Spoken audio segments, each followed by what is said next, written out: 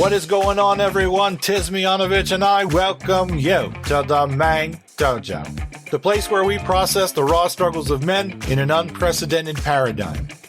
There is something inside of you that wants you to be more than what you are. But there also may be something inside of you that wants you to go down. And for some of us, that means going down for good. So, remove your ego, drop your bullshit, become vulnerable, and step into the dojo, mate.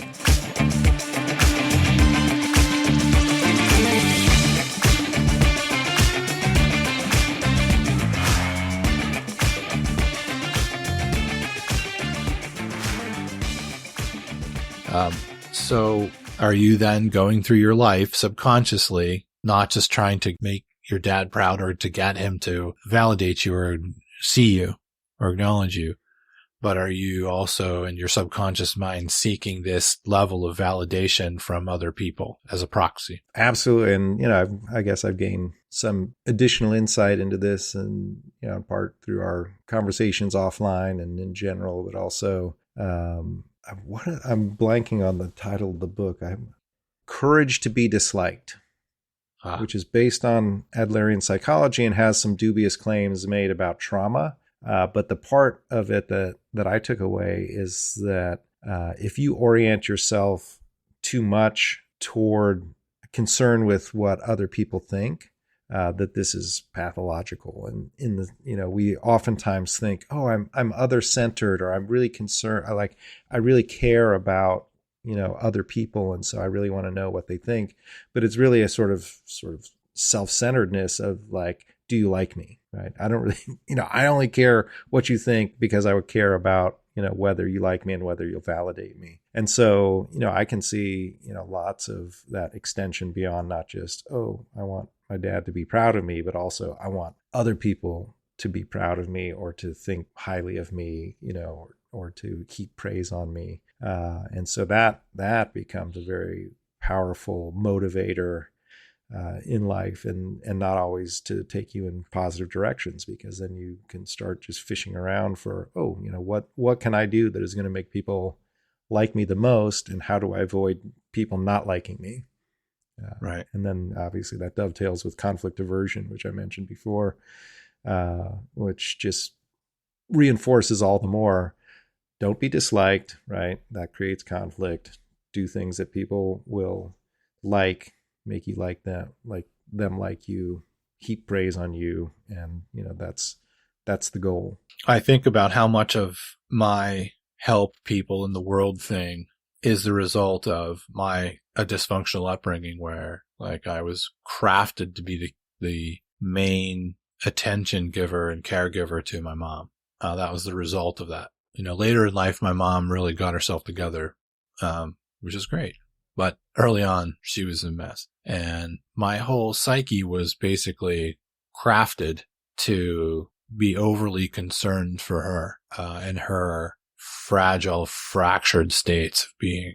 And this combines with some other things later on, and I end up being hyper aware and hyper concerned about other people and their feelings and what kind of a state they're in. I'm attracting, because of lack of boundaries, I'm attracting people who are basically in need of a person like this.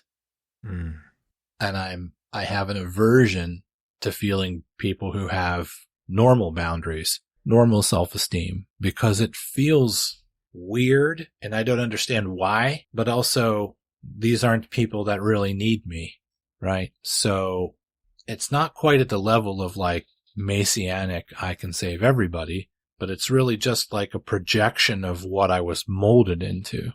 And my radar is when I'm younger is seeking all of these things out.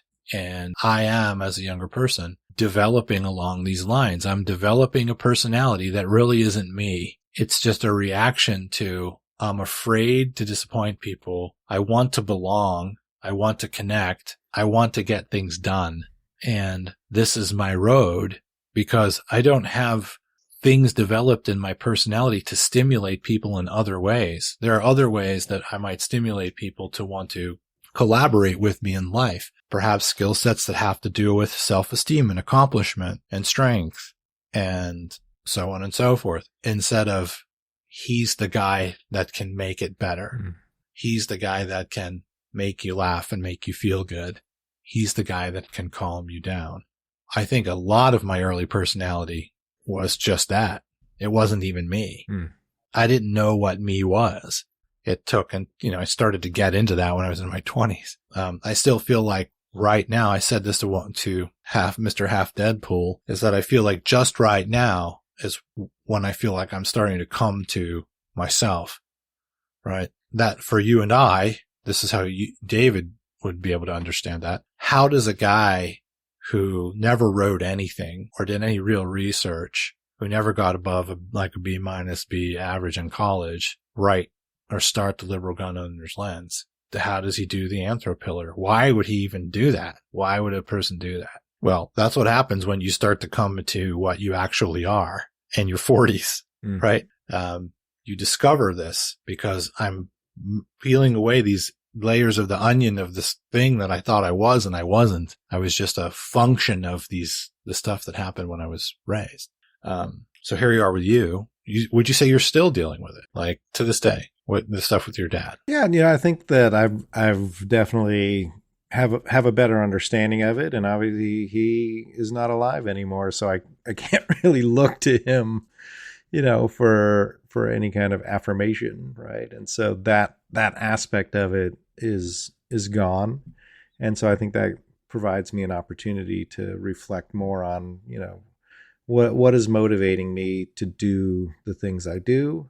In what ways is that positive? In what ways is it negative? And, to then dig into some of these other things that, for a lot of my life, I never really thought about because I was just going about doing my thing.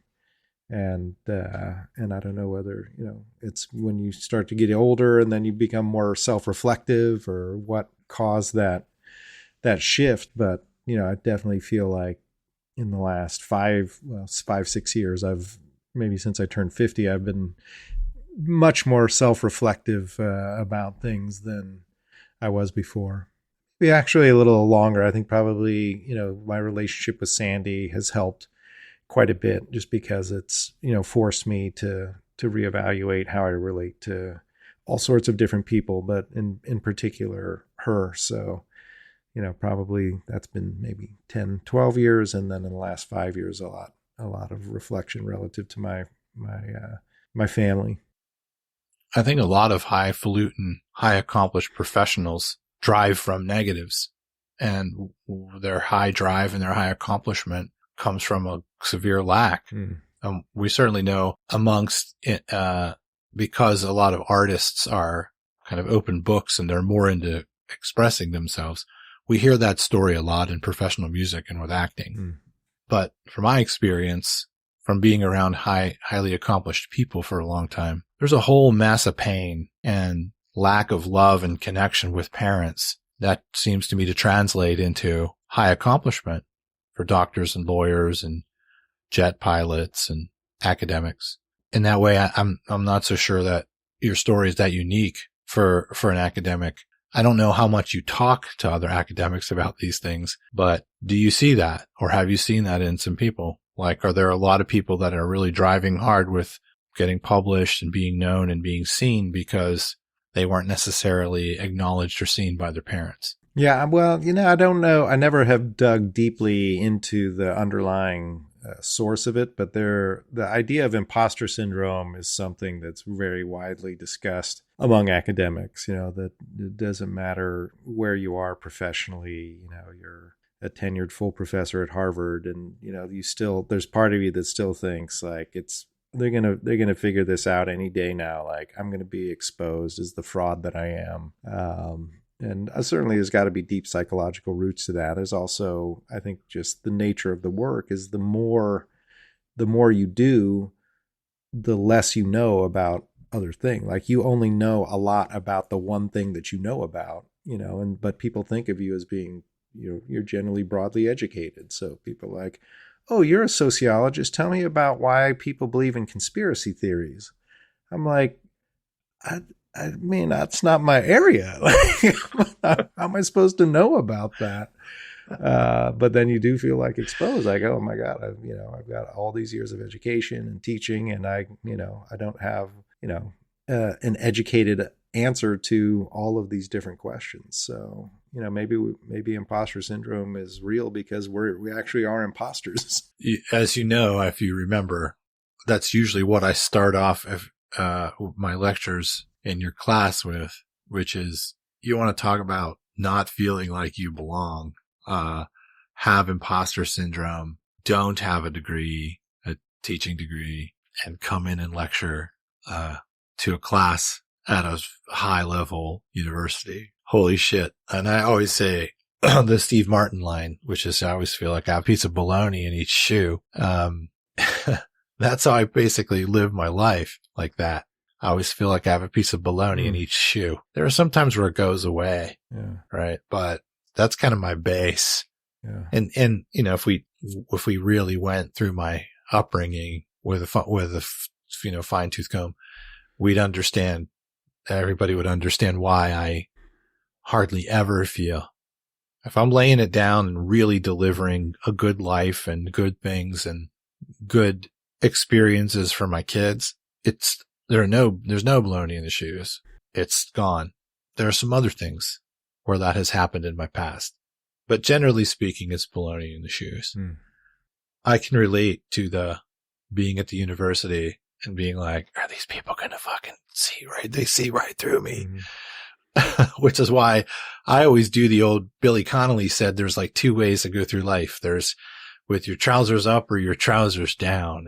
And Billy Connolly said, I'm a trousers down guy, which is what I try to do, is like when I come into your class, I immediately just like, I know you can see right through me. Like I know. So no one's more uncomfortable than I am. So I'm not sure if that's the best way to approach students because they seem to really, I don't know, young people.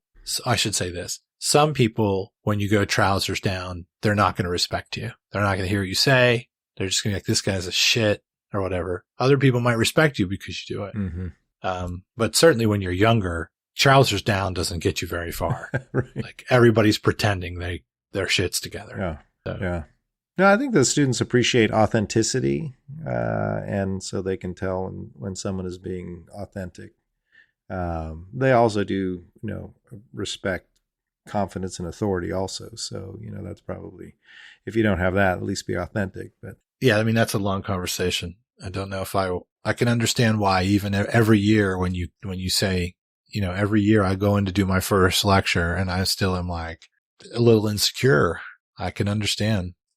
Especially if your dad never validated you and you're a man. I can completely understand that. Was your mom affectionate with you and filled those gaps or? Yeah. I don't remember a lot of, sort of verbalization either, that, it just wasn't a kind of thing to express our emotions, within our household. So again, let's say they're like sweep it under the rug if it's conflict, keep it down if there's, something bad going on. Wasn't a family where, we all sat around the table and said, okay, look, here's what's going on. This could be difficult or anything. It was just kind of like decisions are being made. Now, on the other hand, because my dad for a period did travel a lot for work, my mom was really the sort of sole parent in certain ways. So she actually coached my soccer team and she coached my baseball team. And, I didn't throw the ball around with her, but, she was the one who was the main parent in that sense.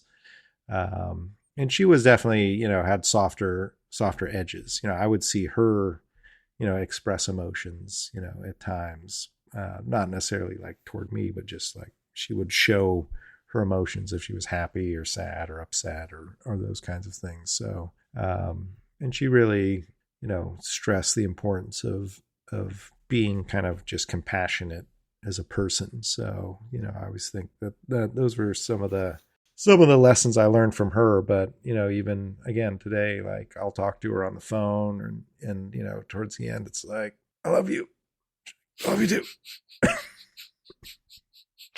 I kind of do. My mom and I kind of have that too. Yeah. So yeah, I think she was a different personality, but again, in terms of the emotions, there was no model there of like, here's how you express love, here's how you express anger, here's how you address conflict, some of those things that I wish I did better now. Your mom is white, yeah, a Caucasian person. Yeah, from upstate New York, a large, probably mostly Scots-Irish, but yeah, European mutt from upstate New York. That explains all your booze. My dad loved drinking beer. He never was I never saw him drink. He had distilled spirits, but he was definitely the kind of sit down to watch Sunday football, NFL football, and say, I'm only going to have one beer today and pull out a 40. That's. Oh, that's good. Well, he probably had that good Japanese weight too, or like a 40 would probably set him pretty good. Yeah. He probably, what did he weigh? Like 160 pounds? Oh man, I don't know. He was not definitely, he was a pretty skinny guy. I got my heft from my mom's side of the family. Yeah. Dude, those Northern European genes, they'll fucking screw you. Yeah. Big time, buddy. Cause that's what I got mostly. I've got, Prussian, German, Polish, Scottish. Yeah.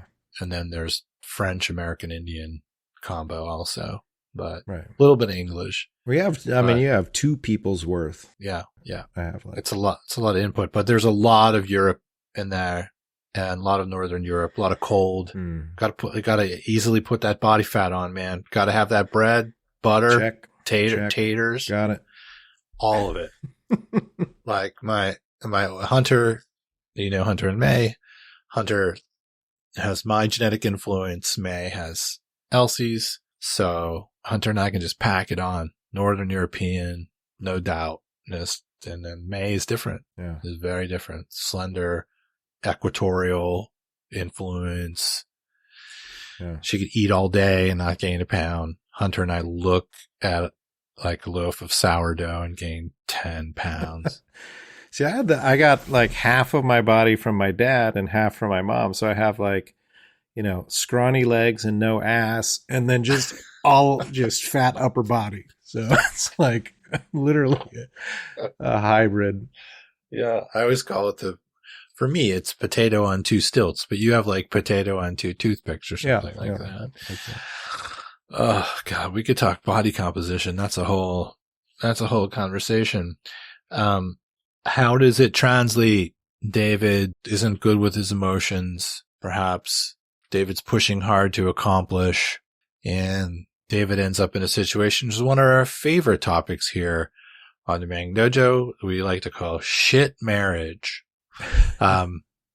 So there's a lot of divorce going on around these parts at some point in life, for our cats here at the Mang Dojo. And in our development group in the gun world that we're in, a lot of divorce. How does it translate into your first marriage and there being PTSD and you making that choice and it ends up being a mess? Yeah. Like, how does that whole thing happen? Yeah, I think that the connection here really has to do with that ability to manage and express emotions in a positive way, because I feel like, especially when you're just married, things are pretty easy to deal with, and then you start adding kids on and things start getting more stressful, then you start adding work on and things start getting more stressful, but without any ability to sort of openly discuss what's going on, how I'm feeling,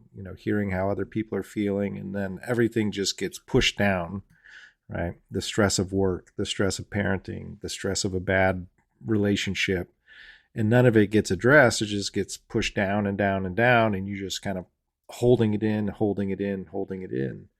And that is a difficult state to live in over a long period of time. But I think I kept it in because of like, I got little kids. Like, I don't want to mess up kids' lives. This is a miserable situation. So then you detach even more. So you're kind of combining, stress, suppressed emotions, and detachment, and that it's, it cycles. Obviously, it's a downward spiral to, not a kind of gradual disillusion, but a just like, I can't take it anymore. I'm out, Yeah. and that was kind of how that relationship ended. It was like, it seemed, in the one sense it was instantaneous, and in another sense it had been going up for 15 years. Yeah. It had been building for 15 years. Yeah. But because I wasn't like, hey, I'm really not happy, maybe we should do something, or why don't we do this differently than we're doing?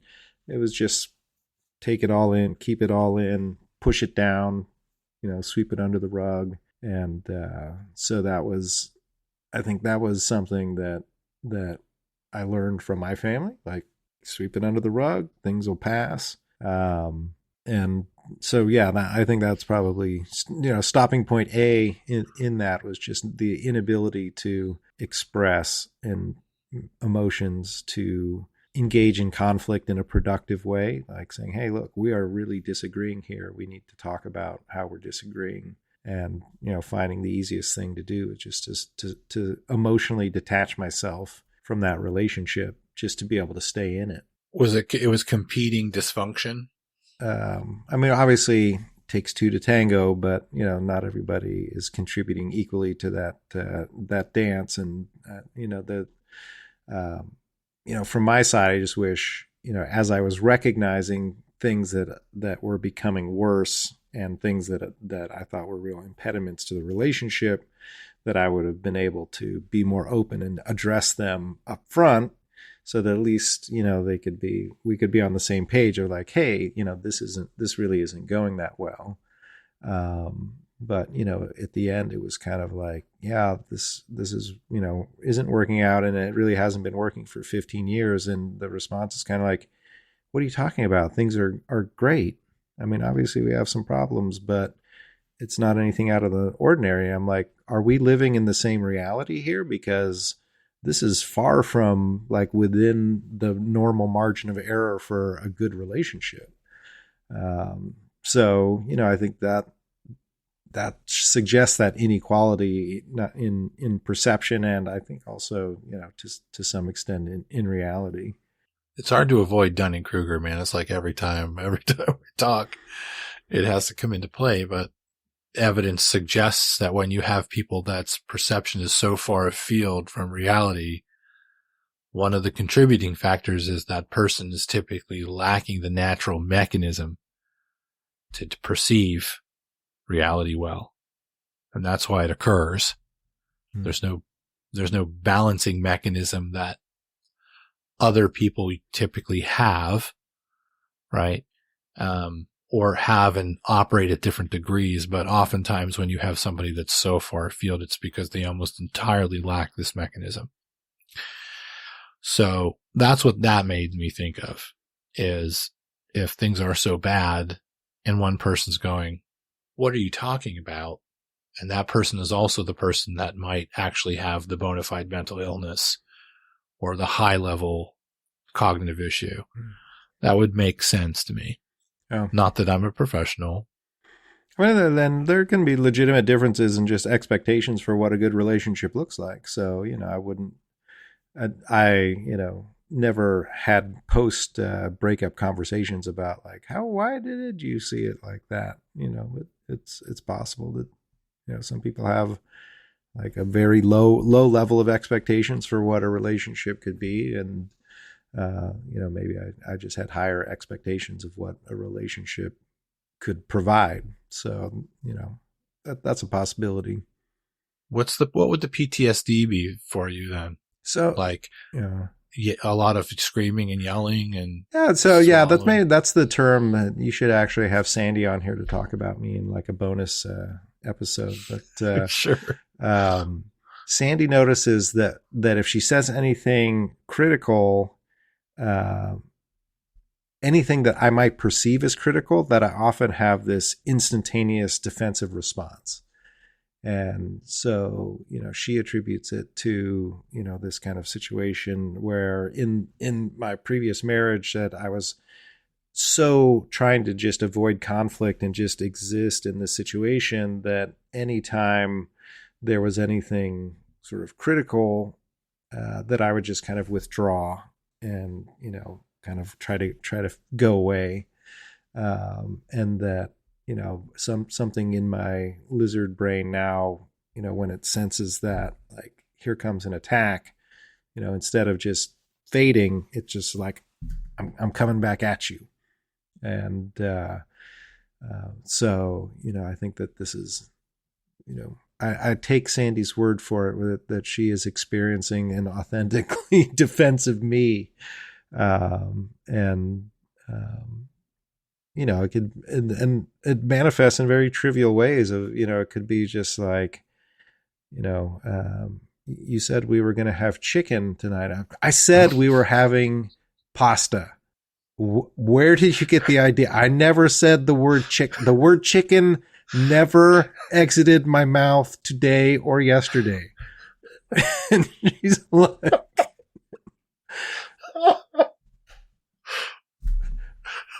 so, like, settle down. Oh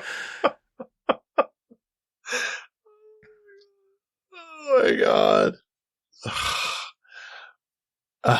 It is funny. That's the part of the problem. I mean, it's funny, obviously, you gotta laugh at that. You can imagine how that in more serious situations, where you're trying to make life decisions or co-parenting or dealing with, other significant things, you don't want to be dealing with someone who the only thing their radar is up for is like, someone about to criticize me here? Like, because if they are, I'm ready for it. Yeah. Well, I mean, if you've never stood up for yourself previously, and this is your first version of standing up for yourself, even though it's coming in your 40s or your 50s, then yeah, if you're suppressing standing up for yourself for so long, you're going to suck at it when you start. And so yeah, there's a lot of, I'm not half Deadpool. This is what she's got, she's very good about not responding back. She's like, look, I'm not half Deadpool. I just said, I thought we were having chicken. Again, but I still oftentimes don't know how to wind down from that. So yeah. Do you think any of that is, if you guys ever talk about this, so like Japanese perfectionism, Japanese control, do you think any of it's related to that? Yeah, I think, I said A, I said B, I said C. What are you talking about? A, B, C. Yeah. Yeah, no, I think, there's definitely that aspect. I mean, the never having anybody model how to have a disagreement in a calm, loving way, that's there. And, I think my dad also was never really wrong. He was, he's 12 years older than my mom. Like, I think she was 19 when they were married. He was 31. They took her to California, and then they traveled, to Germany and Japan, and, went all through Europe. And, so I think that there was always that relationship between my dad and my mom where, my dad was the law. Say like, hey, can I get some cleats? And my mom would be like, well, let me ask your dad. Right. And so a lot of deference there. And so maybe I definitely saw some male head of household modeling there where, it wasn't so much a partnership as a an inequality. Sure. Japanese patriarchy. Yeah. And I think the other thing is that I did see my dad express emotions from time to time. The main emotion he expressed was anger. Right. So this is again, Sandy, on her episode, she can probably talk about how, that yelling is men's version of crying. Mm-hmm. And so, again, zero emotions. And then if something, build, and then all of a sudden snap. And that's kind of where the anger comes out. And, I remember one time there was an issue with my sisters and I either doing the dishes or emptying the dishwasher or something. And I think my mom was on bowling night and my dad was at home, which is a weird thing because he would usually be traveling and my mom would be bowling and we'd be alone. But there was some issue with the dishes, and he came down the hallway. He was so mad, he kicked a hole in the drywall. And it was just like, again, from seemingly nothing, and then like turn it up to 11, and then like don't talk about it afterwards. Yeah. He fixes the drywall and then it's done. Right. Right. So yeah, I think that when I mentioned at the very start that I was like dealing with anger issues, like I also, this is, I think, one of the ways that I more easily express emotions is through anger. It's interesting the juxtaposition between, first and foremost, I was hoping there was going to be some kind of a Miyagi-Do lesson from that karate kick through the wall. Yeah. And then all of a sudden the next day you woke up and you knew 300 years of Okinawan skills because of the power kick through the. No, I know that like there's anger and then something happens and then you just move on from it. And then that just stays somewhere in a treasure chest or like underneath a rug or wherever you put that unresolved conflict. We have a lot of that. I had a lot of that too. There's just not a lot of ability to actually. There was a lot of hard shit going on in my upbringing, and both my mom and my stepdad. I mean, admittedly, my mom said she was mentally about 12 or 13 years old until she was 45. That's her own words. And my stepdad's not more mature than she is. So he's still probably somewhere. He didn't have the greatest upbringing either, but he's definitely a teenager somewhere in there. But when things are bad, when bad shit happens, they only deal with it as much as they have to. And then they just can't psychologically take it. And so they don't acknowledge it. They're moving forward.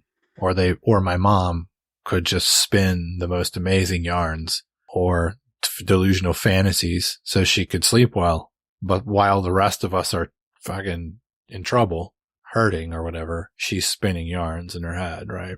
Probably a lot of reasons for that. My grandmother, my mom's mom, lost her father and her younger brother. I guess my grandmother would have been 5. So, and her younger brother was 2.5. And she lost her father, who was 24 years old, 25 years old, and her younger brother within an 18-month period. He drowned and the kid died from fever, which apparently happened pretty regularly. Like kids died from fever. So I think there was a lot of in the family, like, that's just so much. We don't know how to deal with it. We're just going to create fantasies. And I think my mom picked up on that. It's my thought. But certainly there was, you're going to go to Lululand first. And my issue was I wasn't going to be that guy. There's just something inside of me that was like, no, I'm not going to swallow this pill. No, I'm not. At what age? 12 or 13. Oh, wow. Okay.